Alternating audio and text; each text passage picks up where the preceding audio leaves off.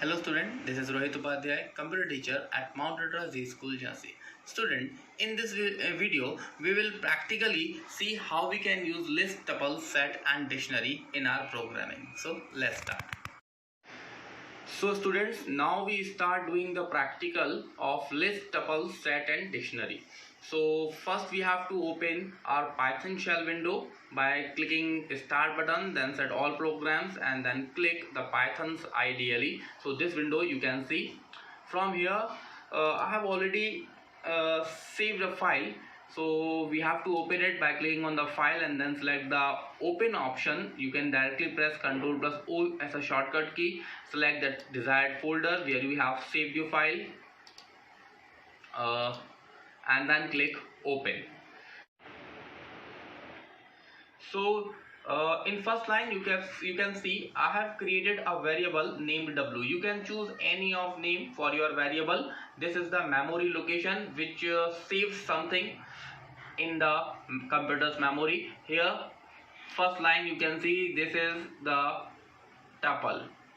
This is the tuple comment you can see, and we can make tuple with the help of parentheses. Any type of values we can put inside a tuple. We have to put the values but separated by the comma. But if we want to save any string literal in tuple, then we have to use inverted commas, either single or double. Second line you can see I have chosen a variable named x that stores values,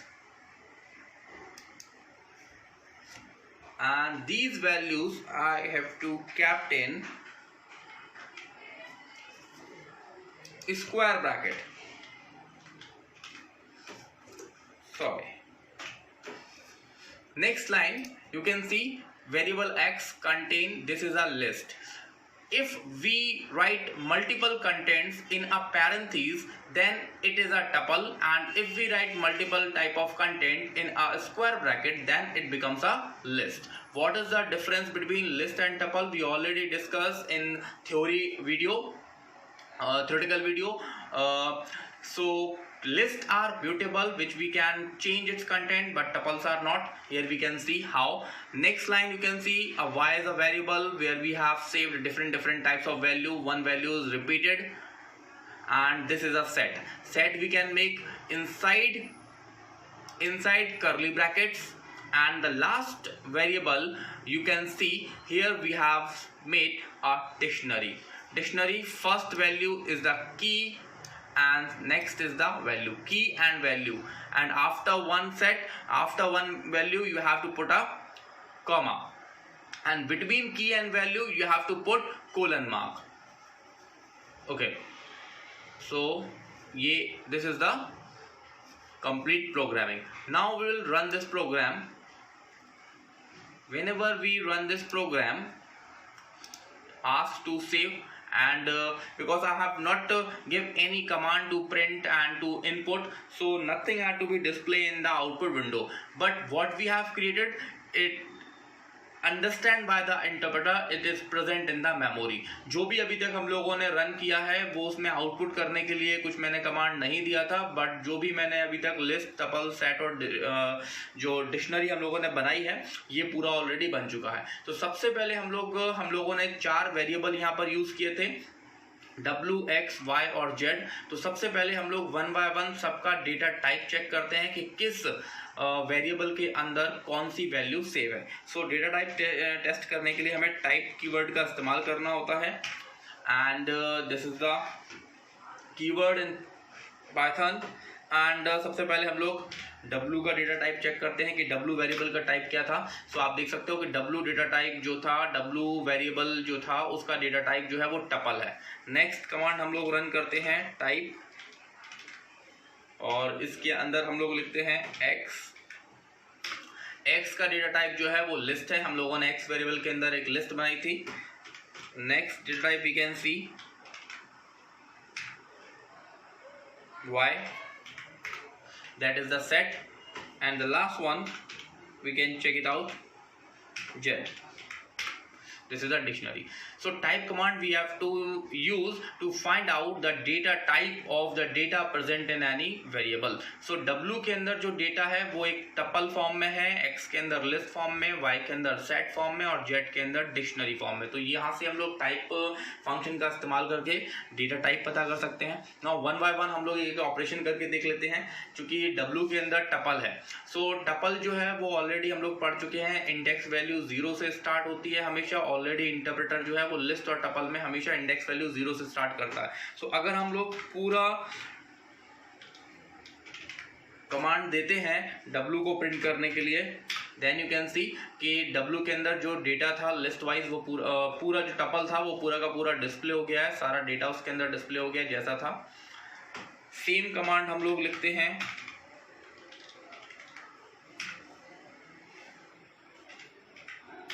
list के लिए. Same list हमारी display हो गई है यहाँ पर. ऐसे ही हम लोग सेट के लिए डेटा लिखते हैं. तो हियर यू कैन सी कि सेट के लिए जब हम लोगों ने प्रिंट कमांड दिया तो सेट में जो वैल्यू ऑलरेडी टाइम हम लोगों ने जो डबल वैल्यू ट्वाइस वैल्यू लिखी थी, जैसे 111 मैंने 2 बार वहां पर इस्तेमाल किया था, तो यहाँ पर जो है वो केवल एक बार ही रिपीट हुआ है. कोई भी वैल्यू सेट बनाते वक्त अगर आप 2 बार यूज करते हो बट वो डिस्प्ले होते वक्त एक बार ही डिस्प्ले होगी. ऐसे ही अब हम लोग डिक्शनरी को भी प्रिंट कर लेते हैं. नाउ सो जिस तरीके से हम लोगों ने वहां पर कमांड दिए थे उनको हम लोगों ने यहाँ पर प्रिंट भी कर लिया है और टाइप भी कर लिया है. I will show you.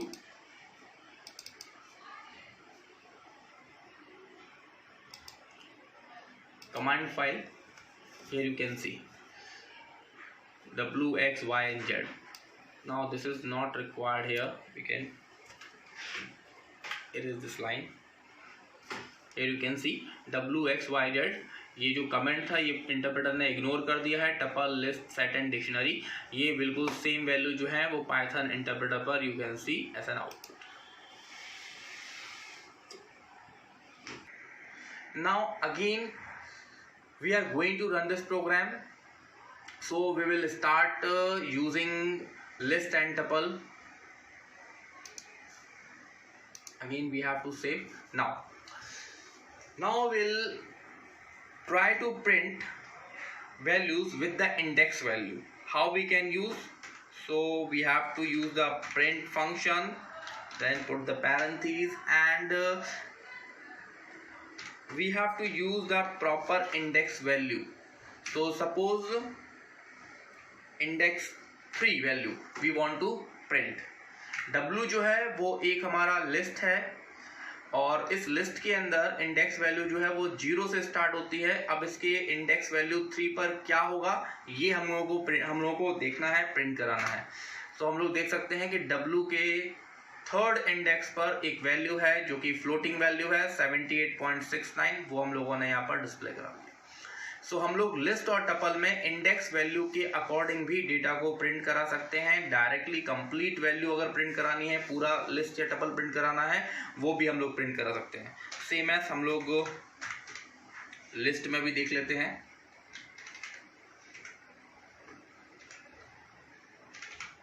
X के अंदर हम लोग इंडेक्स वैल्यू दे देते हैं. सपोज मैंने इंडेक्स वैल्यू 6 दे दी यहाँ पर. सो इंडेक्स वैल्यू 6 देने पर हमारे पास जो है एक एरर मैसेज डिस्प्ले हुआ है और इंडेक्स एरर बता रहे हैं list index out of range. इसका मतलब मैंने जो इंडेक्स दिया है 6 ये आउट ऑफ रेंज है. इतना इंडेक्स जो है वो लिस्ट में अवेलेबल भी ही नहीं है. सो हम लोग यहाँ पर दोबारा से अपनी कमांड विंडो में जाते हैं एंड चेक कि x के अंदर अगर हम लोग स्टार्ट करते हैं इंडेक्स करना तो इंटरप्रेटर ने सबसे पहली वैल्यू को 0, then 1, then 2, then 3, then 4, then 5 यानी 0 से लेकर 5 तक की इंडेक्स वैल्यू हर एक आइटम में प्रोवाइड की गई है. बट 6 इंडेक्स वैल्यू का कोई भी कंटेंट मौजूद ही नहीं है. दैट्स व्हाई वहां पर एक एरर मैसेज आया है कि 6 इंडेक्स पर कोई वैल्यू नहीं, आउट ऑफ रेंज वैल्यू हम लोगों ने प्रिंट किया. बट हम लोग इंडेक्स वाइज कोई भी वैल्यू प्रिंट करा सकते हैं. सेम एज टपल में हम लोगों ने थर्ड इंडेक्स की वैल्यू को प्रिंट कराया. So we can see index 0 पर 5 है, देन 1 पर 6 है और 2 पर 2.36 है एंड इंडेक्स 3 पर 78.69 जो कि डिस्प्ले हम लोगों ने कराई थी वही वैल्यू वहां पर डिस्प्ले हो गई है. Okay, again we have to check the output window.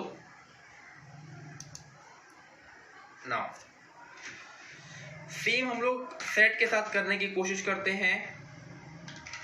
Set में हम लोग कर सकते हैं या नहीं, ये भी हम लोग देख लेते हैं। तो सेट में अगर हम लोग इंडेक्स वैल्यू का इस्तेमाल करना चाहते हैं तो क्या हम लोग कर पाते हैं? तो हम लोग यहाँ पर 2 इंडेक्स वैल्यू 2 की वैल्यू। सो अगर हमने कोई सेट बनाया है तो सेट बनाते वक्त हम इंडेक्स वैल्यू के अकॉर्डिंग कभी भी डेटा को प्रिंट नहीं कर सकते। यानी सेट जो है वो कंप्लीट फॉर्म है, उसे कंप्लीट ही प्रिंट कर सकते हैं। सेट में हम लोग इंडेक्स वैल्यू के अकॉर्डिंग किसी भी डेटा को प्रिंट नहीं कर सकते। सेम एज अगर हम लोग डिक्शनरी में करना चाहते हैं तो डिक्शनरी में भी हम लोगों की कोई इंडेक्स वैल्यू नहीं होती है। डिक्शनरी में हम लोगों ने ओन इंडेक्स प्रोवाइड किए गए हैं, हम लोग उसी के तरीके से डेटा को प्रिंट कर सकते हैं। सो यहाँ मैं आपको एक बार कमांड विंडो में शो कर देता हूं कि यहाँ जो हम लोगों ने जेड में एक डिक्शनरी को सेव किया है। सो यहाँ सब्जेक्ट जो है वो हमारा इंडेक्स है, जो ओन डिफाइंड है, जो यूजर डिफाइंड एक इंडेक्स है। यहाँ पर हम लोगों ने यहाँ पर इंटरप्रेटर ने कोई इंडेक्स प्रोवाइड नहीं करता है डिक्शनरी में और सेट में। सो यहाँ सब्जेक्ट हमारे लिए इंडेक्स की तरह काम करेगा और जिसके अंदर सेव है कंप्यूटर साइंस। क्लास जो है वो एक इंडेक्स की तरह बिहेव करेगा जिसके अंदर एक न्यूमेरिक नंबर 10 सेव है। टॉपिक हमारे लिए एक इंडेक्स की तरह काम करेगा जिसके अंदर एक स्ट्रिंग लिटरल पाइथन शेप है। अब अगर हमारा इंडेक्स जो है वो अगर स्ट्रिंग है तो हमें हमें इन्वर्टेड कॉमा का इस्तेमाल करना होगा, इधर सिंगल कोट और डबल कोट। बट अगर हमारा जो इंडेक्स वैल्यू जो हमारा की वैल्यू वो अगर कोई नंबर है तो हम लोग नॉर्मली नंबर का इस्तेमाल कर सकते हैं। मतलब अगर हम डिक्शनरी बना रहे हैं तो हमें 2 वैल्यू रखनी है, एक की रखना है और उसका एक वैल्यू रखना है। एक से ज़्यादा वैल्यू होने पर कॉमा का इस्तेमाल करते हैं। की और वैल्यू दोनों के बीच में कोलन का साइन लगाते हैं। की और वैल्यू दोनों ही अगर हमारे स्ट्रिंग है तो हमें कॉमा इन्वर्ट कॉमा का इस्तेमाल करना है, पर इनमें से अगर कोई न्यूमेरिक है तो हम लोग कॉमा का इस्तेमाल नहीं करेंगे। अब हम लोग डिक्शनरी को भी एक बार रन करके देख लेते हैं। Print and then I want to print its subject value, sorry. So हम लोग यहाँ पर सब्जेक्ट लिख देते हैं, बट सब्जेक्ट चूंकि हम लोगों ने जो लिखा हुआ है डिक्शनरी के अंदर एक लिटरल है, डबल कोट या सिंगल कोट में लिखते हैं हमेशा, तो यहाँ भी हमको उसी तरीके से ही लिखना होगा। नाउ अब जेड जो है वो एक डिक्शनरी वेरिएबल है, इसके अंदर डिक्शनरी सेव है और उसकी इंडेक्स वैल्यू यानी सब्जेक्ट पर हमें कौन सा डेटा सेव किया है वो हम लोग यहाँ पर प्रिंट कर सकते हैं। तो हियर यू कैन सी, जब हम लोगों ने इस तरीके से कमांड दिया तो सब्जेक्ट के अंदर जो वैल्यू सेव हुई that is the computer science. So I hope आपको ये चीज़ क्लियर हो गई होगी कि हम लोग सेट, लिस्ट, टपल और डिक्शनरी में किस तरीके से एलिमेंट्स को एक्सेस करते हैं। Now I will show you how we can change the content of a list. Again we have to execute this program and if I want to change any content of a list, so what we have to do, first we have to use that list name and the index value. What index value we want to change? Suppose x3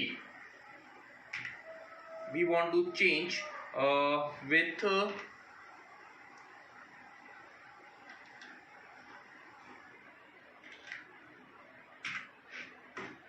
Rohit. x3 index पर मैं चाहता हूं कि रोहित को हमें change करना है। उसके पहले हम लोग एक काम करते हैं, हम लोग इस कमांड को कट कर लेते हैं। मैं आपको एक बार प्रिंट करके दिखा देता हूँ।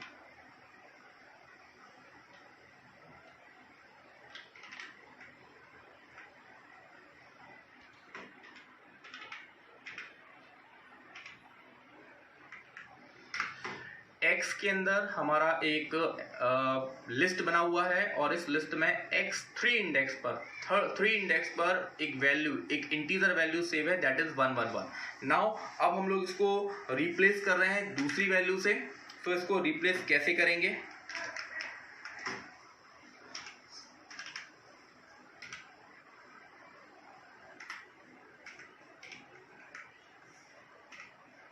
इसको हम लोग एक नाम से रिप्लेस कर देते हैं।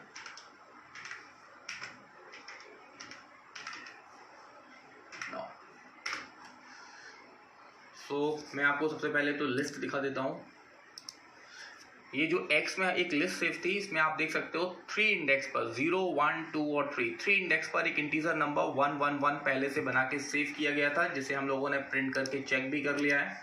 प्रिंट करके सबसे पहले वहाँ चेक किया। इसके बाद मैंने एक कमांड लिखा x3, इंडेक्स वैल्यू 3 को हम लोग असाइनमेंट ऑपरेटर का इस्तेमाल करके एक वैल्यू अलॉट कर रहे हैं, एक नेम, स्ट्रिंग नेम मैंने वहाँ पर सेव कर दिया है। फिर से हम लोग पूरा लिस्ट जो है उसको दोबारा से एक बार प्रिंट कर लेते हैं। x को पूरा मैं प्रिंट कर लेता हूँ। देखिए x को जब हम दोबारा से रीप्रिंट करते हैं प्रिंट कमांड के थ्रू, नाउ यू कैन सी कि 3rd इंडेक्स पर जो एक इंटीजर नंबर 11 था वो अब रिप्लेस हो गया है, वहाँ पर एक स्ट्रिंग रोहित जो है वो सेव हो गया है।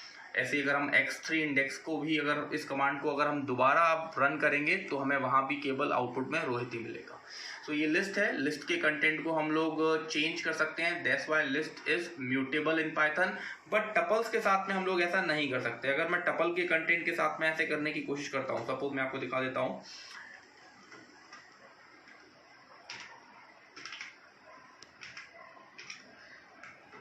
W के अंदर हमारे पास एक टपल मौजूद है जिसकी वैल्यू को हम लोग यहाँ पर चेंज कर देते हैं, सेम किसी नेम से ही कर देते हैं।